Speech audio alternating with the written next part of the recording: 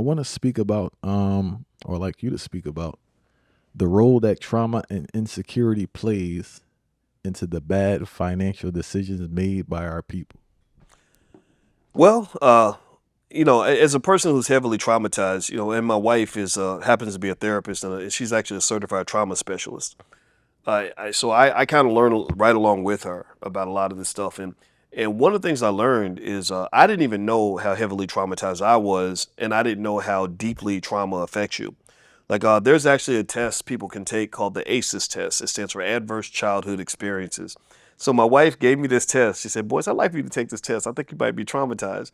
I'm like, "What? What are you talking about?" So I took this test, and I was way up here on the trauma scale.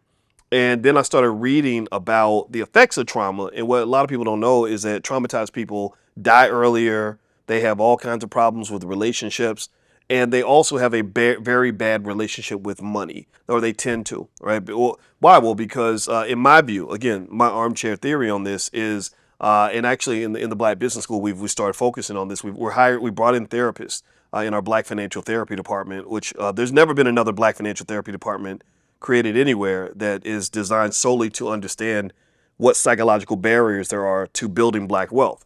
So my wife, who runs this apartment, one of the things that we've sort of concluded is that a traumatized person spends a lot of their life in discomfort and pain, and with these unresolved issues, right? So if you have that discomfort and pain, you have to cope with that, right? Or if you get triggered, you have to cope with that.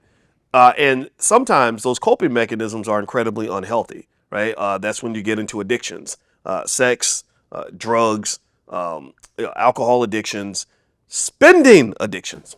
Well, why? Well, because when you spend money, Professor Andrew Lowe from MIT actually showed that money affects your brain and spending affects your brain in the same region that cocaine affects your brain. So literally, you get that dopamine rush from spending money or getting money or whatever it is, and that helps to heal some of the pain, right? So a lot of times we might overspend for the same reasons that a drug addict goes and gets another hit when they're stressed out, right?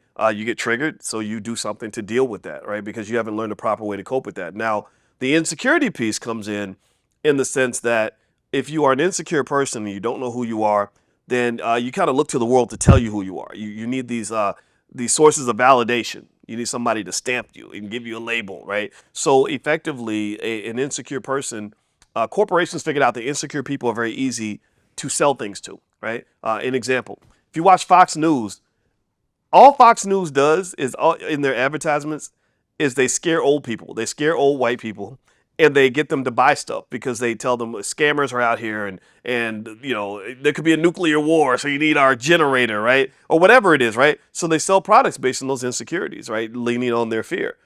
For if you're a person who is looking to be validated in terms of self-esteem, you go into that department store and they kind of let you know, hey, we'll sell you your self-esteem, right? You get this outfit, you wear this, you buy these shoes or whatever, then the ladies are gonna love you, or you're gonna be a beautiful woman, or you get this BBL, right? You spend money on these things. These things will make you more relevant. They will make you somebody. They'll make you more important to people. They'll make you. They'll give you those things that you really should have gotten when you were a child, right? So insecurity is it makes it very difficult to maintain wealth because you're operating on a lower vibrational frequency to the point that that you'll spend money just to sort of fill these voids that, unfortunately, if you don't ever properly heal, these voids can never be filled.